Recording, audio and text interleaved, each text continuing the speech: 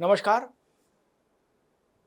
Bharatiya Janata party में एक व्यवस्था रही है कि एक पद एक व्यक्ति का सिद्धांत चलेगा ऊपर से नीचे तक, क्योंकि माना गया कि एक व्यक्ति दो महत्वपूर्ण पदों पर एक साथ न्याय नहीं कर सकता।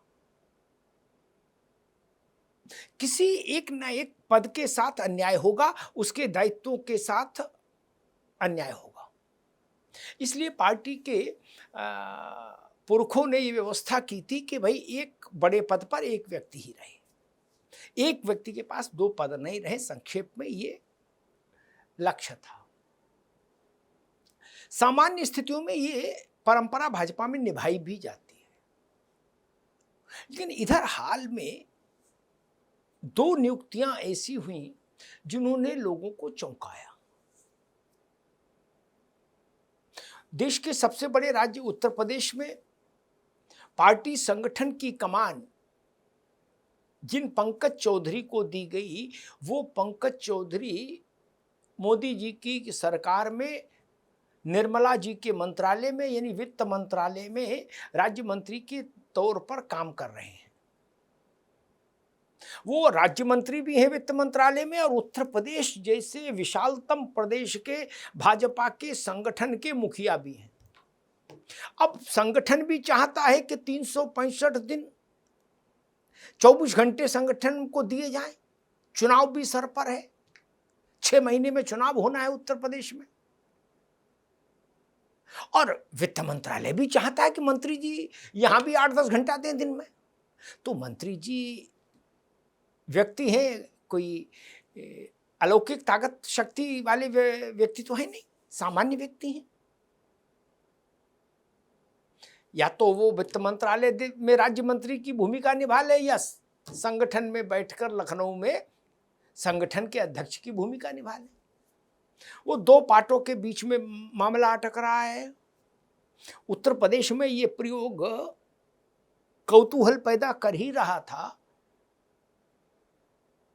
कानों कान इसकी निंदा हो ही रही थी, आलोचना भी हो रही थी कि भाई दोनों जगह गड़बड़ हो जाएगा, इससे तो फुल फ्लेजेड अध्यक्ष होना चाहिए था, पूर्णकालिक अध्यक्ष।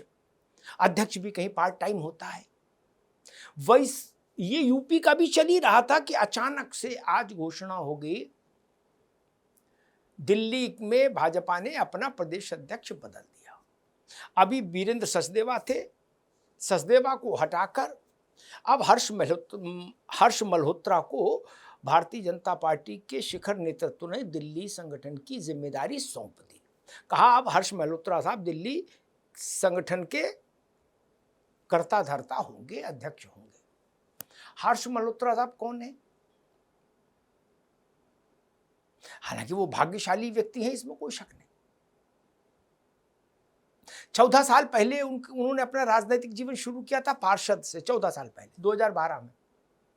और आज वो मोदी सरकार में केंद्र में भारत सरकार में राज्य मंत्री हैं सड़क परिवहन में। सोच लीजिए,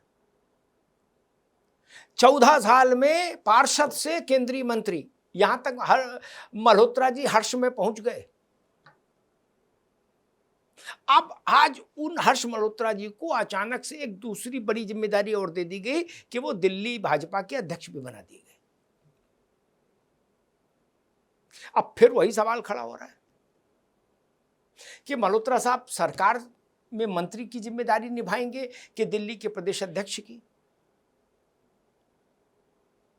क्या दिल्ली के प्रदेश अध्यक्ष का काम इतना छोटा है कि मंत्री रहते हुए चुपचाप थोड़े बहुत अटेंशन से चल जाएगा, या मंत्री का काम इतना छोटा है, इतना हल्का होता है कि भाई ठीक है, कभी 10-5 दिन में 1-8 घंटा दे दिया तो चल जाएगा? ऐसा है क्या? नहीं ना। मंत्री के पास भी समय का अभाव होता है और संगठन के मुखिया के पास तो 1000 काम मिलने ही वाले, इतने कि दिन भर में 24 घंटे कम पड़ जाएं। फिर नरेंद्र मोदी के स्तर से ऐसे प्रयोग क्यों हो रहे हैं, ये सवाल उठ रहा है। इसके पीछे कोई विशेष रणनीति है क्या नेतृत्व की? या प्योर संगठन के लोग मिल नहीं रहे, इसलिए मंत्रियों को संगठन की भी जिम्मेदारी देनी पड़ रही है? ये प्रश्न है। क्या भारतीय जनता पार्टी में कुशाभाऊ ठाकरे और सुंदर सिंह भंडारी जैसे नेता होना, जो प्योर संगठन के लोग थे, होना बंद हो गए?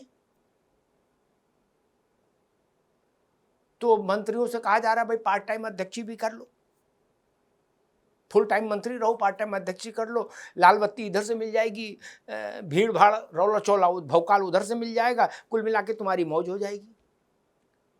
सत्ता का भी भौकाल और संगठन का भी भौकाल एक ही साथ, ये है डबल इंजन, ये है असली डबल इंजन,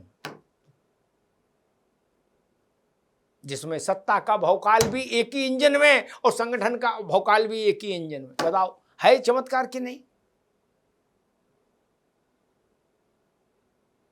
दो अलग अलग लोग होते तो शायद पार्टी दो लोगों को समायोजित कर पाती, एक को पार्टी संगठन की कमान दे देती तो दूसरे को मंत्रिमंडल में ले लेती। अब तो एक नहीं, दो कुर्सी पर झोला रख दिया, एक पे बैठ गया, दूसरे पे रुमाल रख दिया, बोले ये भी मेरी, ये भी मेरी। तो भाजपा के अंदर अब चर्चा चल रही है कि ये हो क्या रहा है? क्या अच्छे लोगों की कमी हो गई है? क्या अच्छे लोगों का टोटा पड़ गया है कि एक एक व्यक्ति को दो दो बड़े पद दिए जा रहे हैं, दो दो बड़ी जिम्मेदारी दी जा रही है? क्या भाजपा ने उस सिद्धांत को तिलांजलि दे दी कि एक पद एक व्यक्ति का सिद्धांत रहेगा? क्या देश के सबसे बड़े सूबे में जहां चुनाव होना है 6 महीने के भीतर, उसमें ऐसा प्रयोग व्यवहारिक कहा जा सकता है कि जिसमें एक केंद्रीय मंत्री को, राज्य मंत्री को आप लाके प्रदेश की कमान सौंप दे संगठन की? क्या कोई व्यक्ति न्याय कर सकता है? 75 जिलों वाला उत्तर प्रदेश, 30 करोड़ 25 करोड़ की आबादी, और जनगणना के बाद वो 30 करोड़ निकलेगी। 30 करोड़ की आबादी वाला प्रदेश क्या इतना सरल प्रदेश है कि उसको वित्त राज्य मंत्री रहते हुए मत लिया जाएगा? ये तमाम सवाल हैं जो इस वक्त उठ रहे हैं और बहुत गहराई के साथ उठ रहे हैं, बहुत शिद्दत के साथ उठ रहे हैं, पार्टी के भीतर भी, पार्टी के बाहर भी। धन्यवाद।